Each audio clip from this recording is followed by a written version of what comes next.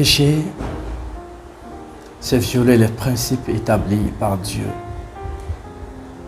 d'une manière divine et spirituelle.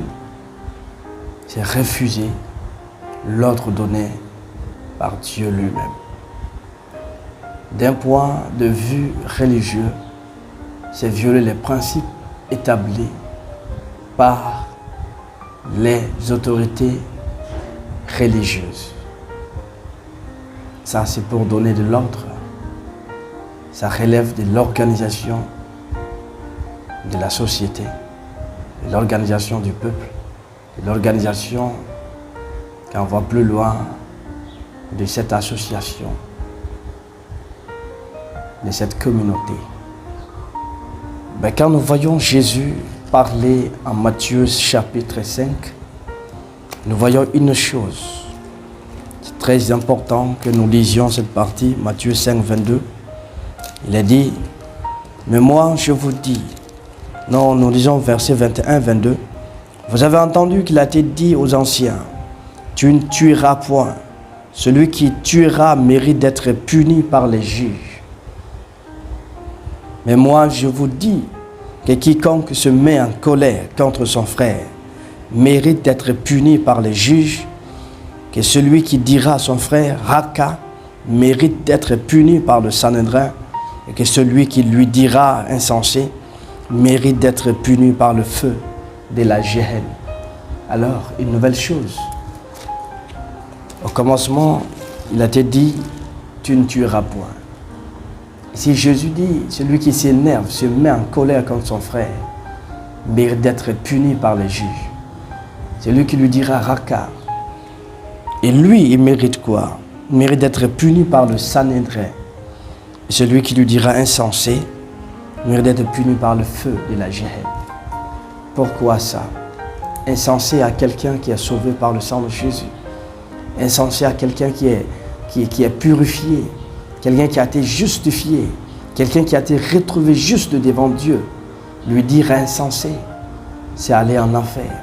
Jésus a dit, celui qui me régnera devant les hommes, je le régnerai devant Dieu, devant le Père. Et là est notre péché. Le régner Jésus est un péché. Régner Jésus devant les hommes est un péché. Se mettre en colère contre son frère est un péché. C'est comme tuer quelqu'un. Celui qui dit Raka, c'est comme tuer quelqu'un. Celui qui dit insensé à son frère, c'est comme tuer quelqu'un. Alors, c'est du crime. Le crime est puni par nos lois. Le crime, le meurtre, tuer, c'est commettre du meurtre. Alors ça, c'est condamné par nos textes là, par notre loi ici, par les codes pénals. Dieu, il nous aime. Il aime que nous soyons en paix. Il a dit, soyez en paix les uns avec les autres aussi longtemps, d'autant plus que cela dépend de vous. Soyez en paix envers les gens. Nous voulons une société pacifique, une société de paix, et c'est là. Mais des principes, des règles établies d'une manière exagérée créent du désordre dans la société. L'Église a fait des accessoires, a établi des accessoires qui créent des stress, qui créent des problèmes au sein de la société. Et cela doit cesser maintenant. Ce n'est pas un principe venant de Dieu. C'est un principe venant du pur égoïsme de l'homme. Il faut que cela cesse maintenant.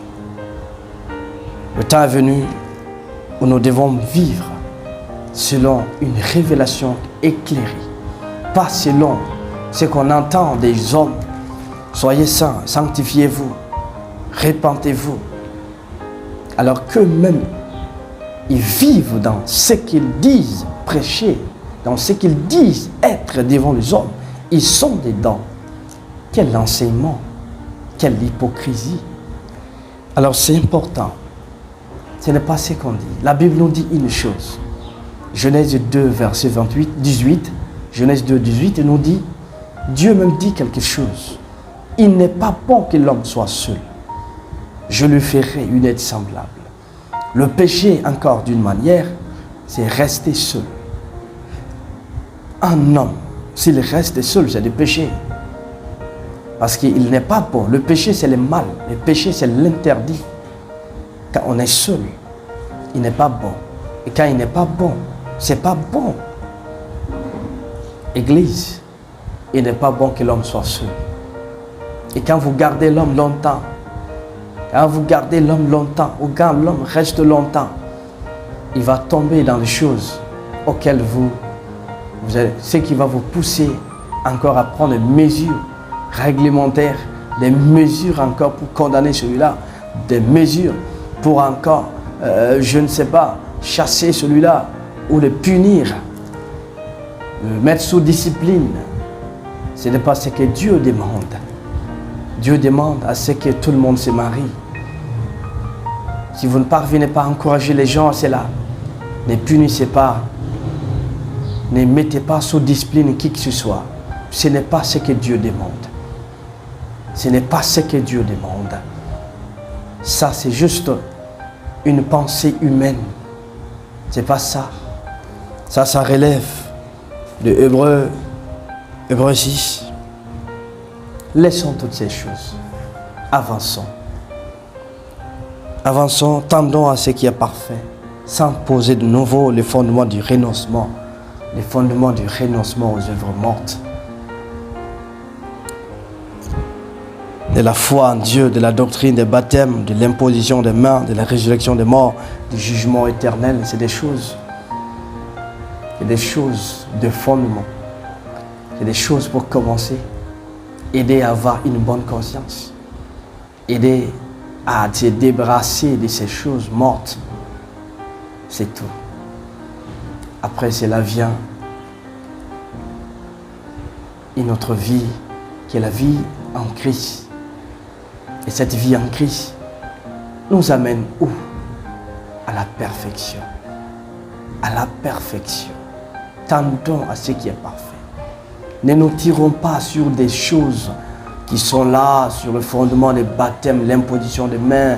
Quelqu'un ne doit pas prier en imposant les mains.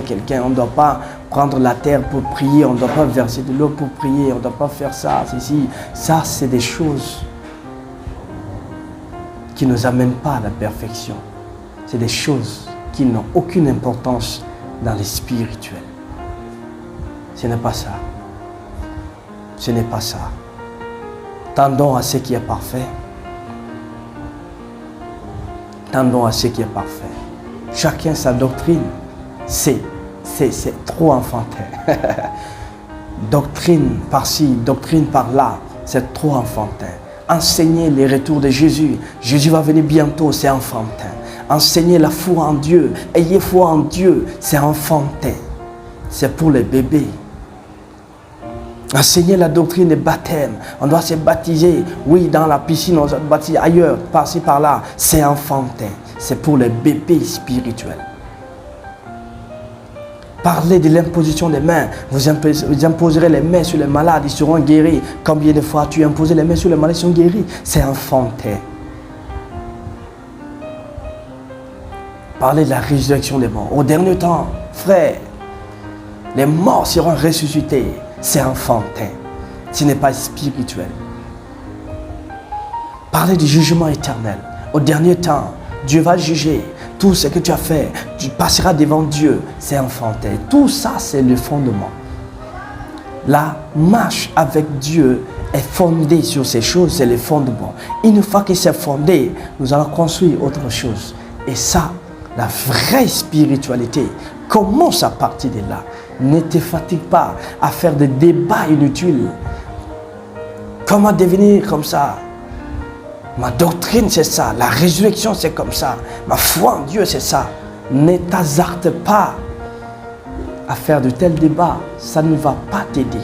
ce n'est pas spirituel, mais c'est plutôt charnel, c'est enfantin. C'est pour les bébés, les grands, les matures, les adultes en esprit. Ne marchent pas sur ces choses, ne prennent pas ces choses, ne sont pas aidés, édifiés par ces choses, mais sont édifiés par les lois spirituelles, les lois surnaturelles, les lois qui commandent les naturels. C'est ce qui nous aide. Le péché, c'est quoi? C'est commettre l'interdit. Alléluia. Amen.